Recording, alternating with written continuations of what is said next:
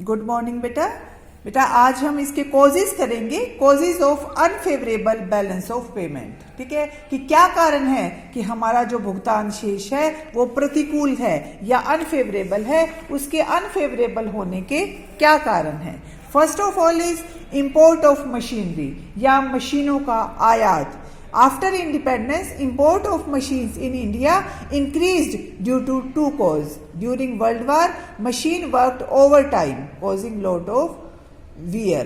ठीक है, हम बहुत ज़्यादा मशीनों का प्रयोग किया। जब सेकेंड वर्ल्ड वार हुआ था तो द्वितीय महायुद्ध में कारखानों से अधिक काम लिया गया, इससे मशीनें घिस गई, पुरानी पड़ गई और इनके बदले इनको बदलने के लिए विदेशों से काफ़ी मूल्य की मशीनें हमें मंगवानी पड़ी थी। ठीक है, जब वर्ल्ड वार हुआ था तो सभी देश उसमें शामिल थे। और सेकेंडली जो 5 ईयर प्लान्स है, जो हमने सेकेंड चैप्टर में पढ़ा है, 5 ईयर प्लान है जो उसमें हमने क्या बात की थी, इंडस्ट्रियलाइजेशन की, औद्योगिकरण की। अगर हम औद्योगिकरण करते हैं तो हमारे पास इतना पैसा नहीं है कि हम मशीनें हैं, आधुनिक मशीनें हैं, वो अपने आप से खरीद सके, वो हमें बाहर से आयात करनी पड़ती हैं। हमारे देश की टेक्नोलॉजी है वो इतनी अच्छी नहीं है, तो इसलिए हमें बाहर से काफ़ी मशीनें आयात करनी पड़ी। ठीक है, इंडस्ट्रियलाइजेशन की वजह से तो हमारा जो बैलेंस ऑफ पेमेंट है वो अनफेवरेबल हो गया। सेकेंड है इंपोर्ट ऑफ वार इक्विपमेंट या युद्ध सामग्री का आयात। भारत को चीन और पाकिस्तान से रक्षा करने के लिए विदेशों से काफ़ी युद्ध सामग्री मंगवानी पड़ती है। आपको पता है बेटा, पाकिस्तान और चाइना है वो हमारे ऊपर अटैक करते रहते हैं, तो हमें सॉलिड रहना पड़ता है, स्ट्रॉन्ग रहना पड़ता है, हमें सारे हथियार रखने पड़ते हैं। आपने देखा होगा कि हमारे प्रधानमंत्री मोदी जी ने अरबों रुपए के जो हथियार है वो बाहर से मंगवाए हैं, ताकि उन जो देश हमारे ऊपर आक्रमण करते हैं उनको ये लगे कि ये भी स्ट्रॉन्ग है, वो हमारे ऊपर आक्रमण करने की कोशिश ना करें।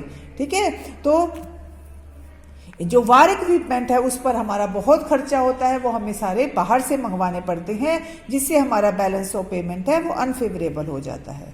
फिर है growing demand for consumption goods. हम सबको पता है कि बेटा हमारे देश की पॉपुलेशन है वो बहुत ज़्यादा है, तो जितनी ज़्यादा पॉपुलेशन होगी उतनी ज़्यादा फिर कंजप्शन गुड्स चाहिएगी हमें। तो वर्ल्ड वार सेकेंड में भी demand not only foreign goods but also of domestic goods increase. ठीक है, जो घरेलू वस्तुएं होती है, चाय, चीनी, ये सारी चीज़ें हैं, अनाज, ठीक है, घी, ये सभी चीज़ें हैं वो भी हमें आयात करनी पड़ती है। ऑयल सीड्स है, आयरन है, तो इसकी वजह से हमारा बैलेंस ऑफ पेमेंट है वो अनफेवरेबल हो गया। फिर है प्राइस डिसइक्विलिब्रियम। प्राइस डिसइक्विलिब्रियम का मतलब है कि कीमत असंतुलन। ठीक है, 1945 के बाद से वस्तुओं के घरेलू दाम और विदेशी व्यापार प्रसारण बढ़ गया। अनाज के दाम बढ़ने के कारण दूसरे वस्तुओं के दाम बढ़े, इसके कारण आयात बढ़े और निर्यात कम हो गए। अनाज है या जो हम चीज़ें इंपोर्ट करते हैं बाहर से, उनके दाम बढ़ गए, तो हमारा क्या होगा, इंपोर्ट वैल्यू भी ज़्यादा हो गई। ठीक है, इससे हमारे ऊपर कर्जा हो गया और हमारी जो बैलेंस ऑफ पेमेंट है वो अनफेवरेबल हो जाती है। फिर है फॉरेन कंपटीशन या विदेशी प्रतियोगिता। देखो इंडिया में हमने पढ़ा है, हमने एक्सपोर्ट और इंपोर्ट पढ़ के आए हैं हम, तो कि भारत मुख्य रूप से किसका, जूट, चाय और कपड़े का निर्यात करता है, परंतु अब इन चीज़ों को कंपटीशन करना पड़ता है दूसरी देशों की चीज़ों से, जैसे थाईलैंड से, जापान से। वो क्या करते हैं, उनके पास ऐसी टेक्नोलॉजी है कि वो कम दाम में अधिक अच्छी वस्तुएं बना सकते हैं, जिससे हमारा जो निर्यात जितना होना चाहिए उतना नहीं हुआ है। चाय में है अच्छा, बहुत अच्छा है निर्यात हमारा, लेकिन फिर भी दूसरे देशों के साथ कंपटीशन के कारण हम इतना निर्यात नहीं कर पाते। सेकंड है increase in price of petrol.